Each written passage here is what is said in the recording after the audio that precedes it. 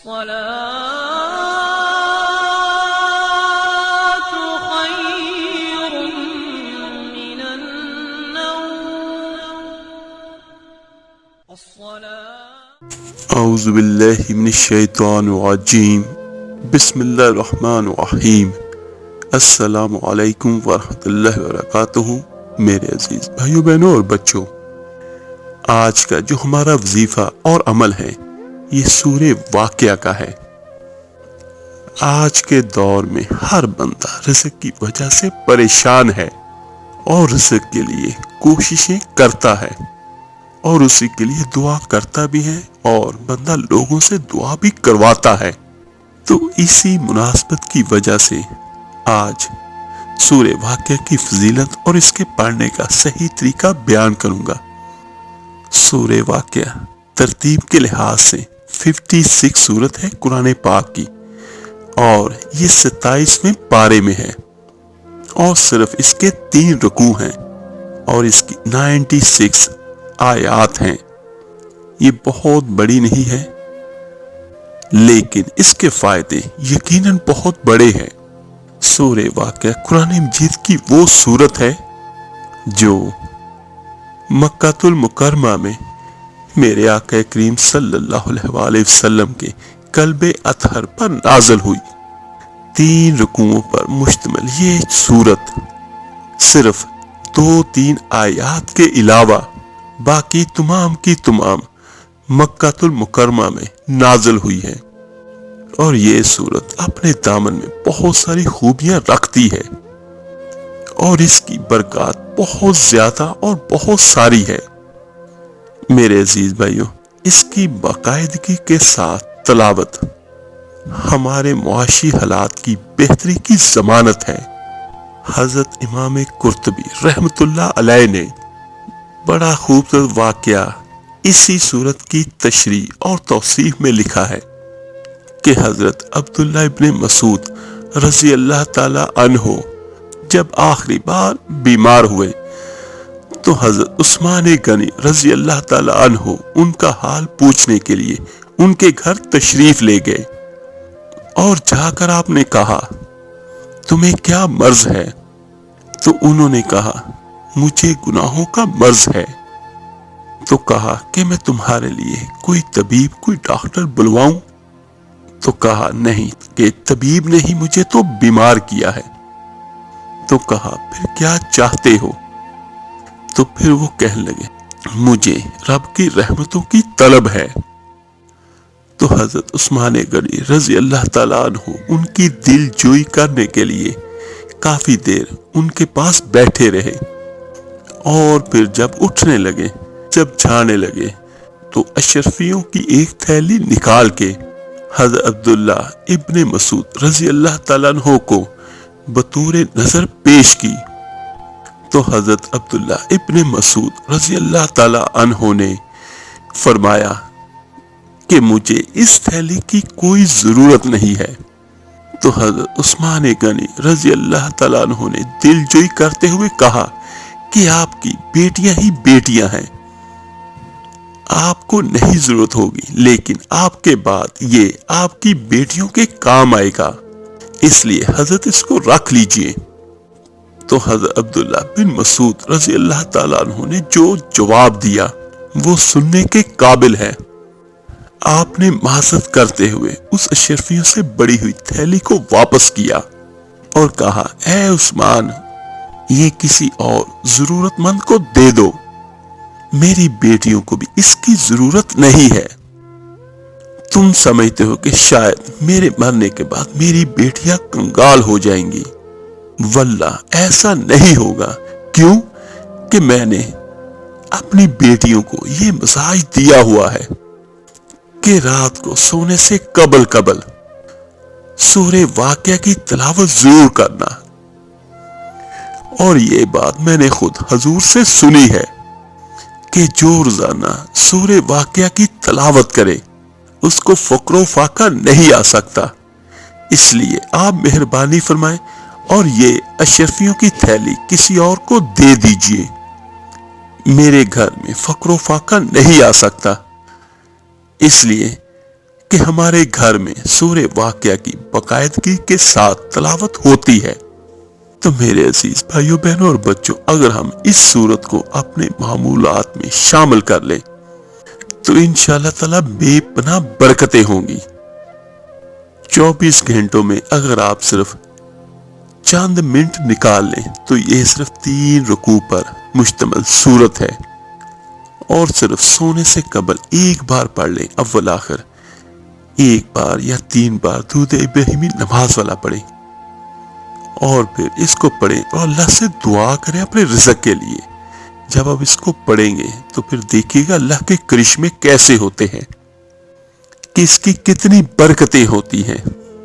امام قرطبی رحمت اللہ علیہ نے الجامعہ میں لکھا ہے، ایک شخص حضور صلی اللہ علیہ وسلم کی خدمت میں حاضر ہوا اور اس نے فقر و فاقہ اور مالی تنگی کی کہانی چھیڑی اور کہنے لگا کہ بال بچے زیادہ ہے اور ذرائع آمدن تھوڑی ہے، تو میرے لیے کوئی نسخہ ارشاد فرمائیں۔ حضور کے سامنے اس نے اپنی مالی مشکلات کی کہانی رکھی اور عرض کیا کہ میرے لیے کچھ ارشاد فرمائیے۔ تو میرے آقا کریم صلی اللہ علیہ وسلم نے اس صحابی کو جو مالی مشکلات کو دور کرنے کا نسخہ ارشاد فرمایا، اس کو سنیں بھی اور اس پر عمل بھی کریں۔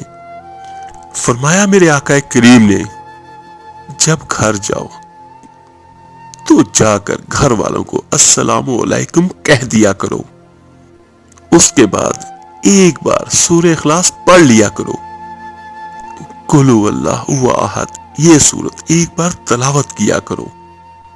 گھر میں جانا جب بھی اور چاہے گھر میں کوئی بھی ہو، یہ عمل نہیں چھوڑنا۔ اور اس کے بعد میرے آقا کریم نے آگے کیا فرمایا، کبھی ایسا بھی ہو تو گھر جائے اور گھر کوئی موجود نہ ہو اور خالی پڑا ہو تو یہ عمل نہیں چھوڑنا، پھر مجھے سلام کر لینا۔ وہ اپنے نام لیواؤں کو تنہا چھوڑتے کب ہے، جہاں ہم دم نہ ہو کوئی وہاں سرکار ہوتے ہیں صلی اللہ علیہ وسلم۔ اور کہا پھر تو مجھے سلام کہہ دینا اور پھر ایک بار سورہ اخلاص پڑھ لینا۔ وہ صحابی کہتے ہیں کہ میں نے یہ عمل شروع کیا، جب بھی گھر جاتا تو کہتا السلام علیکم، اس کے بعد ایک بار سورہ اخلاص پڑھ لیتا، گھر میں کوئی نہ ہوتا، پھر میں حضور کو سلام پیش کرتا اور ایک بار سورہ اخلاص پڑھ لیتا۔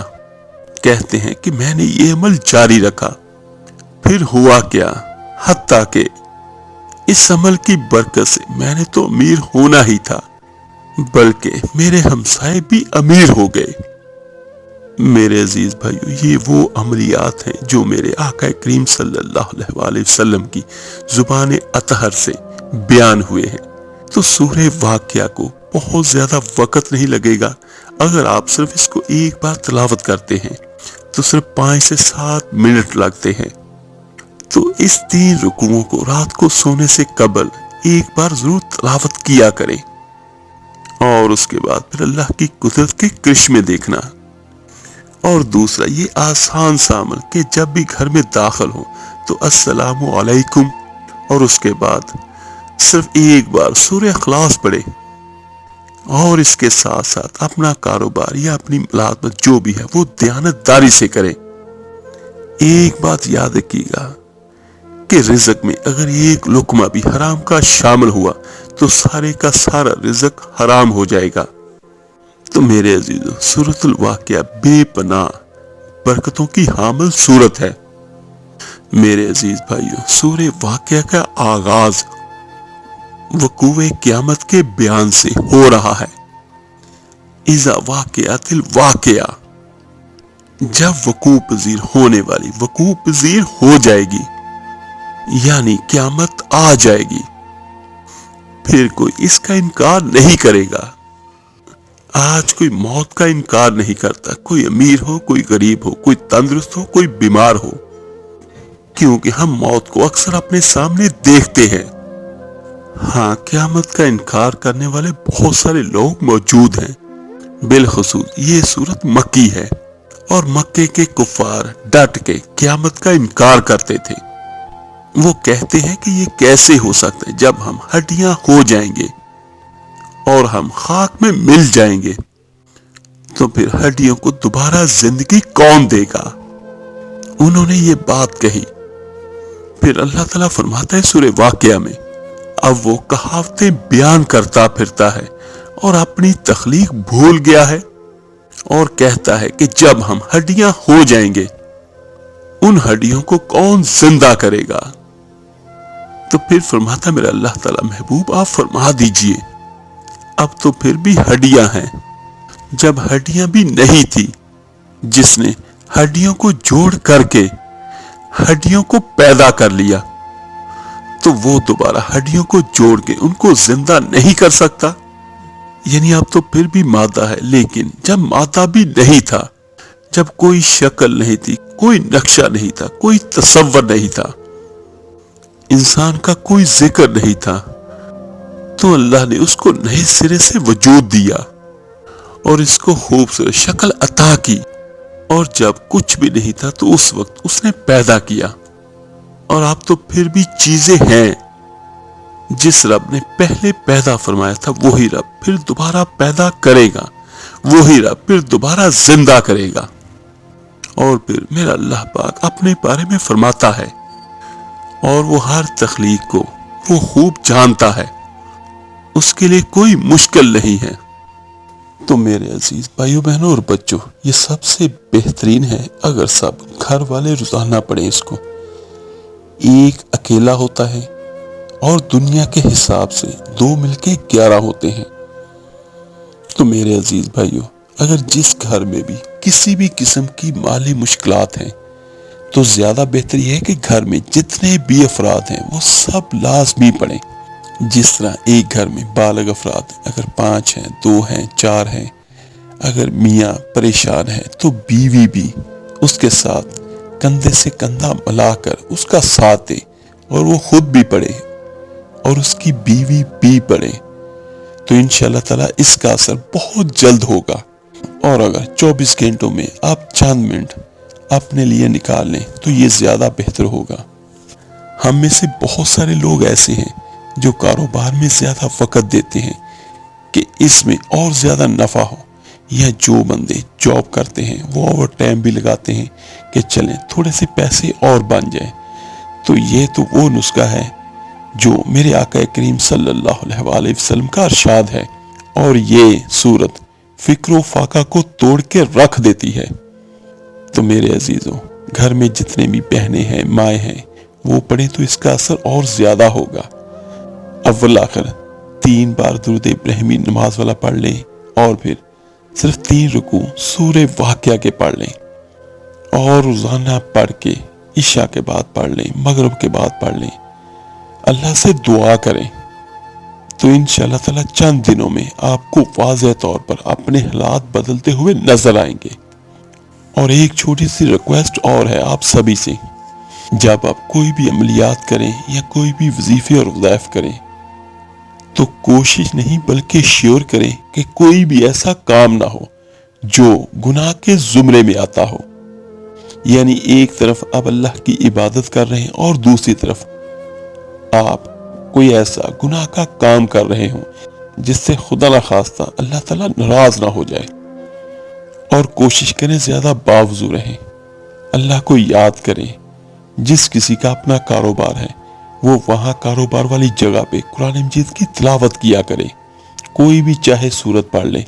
اور اس سورت کو بھی جو اپنے کاروبار یا دکاندار ہے وہ مغرب کے بعد یا عشاء کے بعد اگر ہو سکے تو کام والی جگہ پہ پڑھ لے، اور جو بہنیں اور بیٹیاں ہیں وہ اپنے گھروں میں پڑھیں، اور اس سورت کو اپنی پوری زندگی کا معمول بنا لیں۔ رزق کی تنگی یا مالی مشکلات وہ ہیں جس سے اللہ تعالیٰ ہر کسی کو محفوظ رکھے، آمین ثم آمین۔ آپ میرے لیے دعا کیجئے گا، میں آپ سب کے لیے ضرور دعا کروں گا۔ اس ویڈیو کو لائک اور شیئر ضرور کیجئے گا، صدقہ جاریہ سمجھ کر۔ آپ کے ایک شیئر کرنے سے جو کوئی سورہ واقعہ پڑھے گا، سنے گا، اس کا اجر، اس کا ثواب آپ کو اور مجھے، ہم سب کو ملے گا۔ تو ملتے ہیں انشاءاللہ تعالی جلدی ایک نئے وظیفے اور عمل کے ساتھ. اپنا بہت بہت خیال رکھیے گا. اللہ حافظ. الصلاة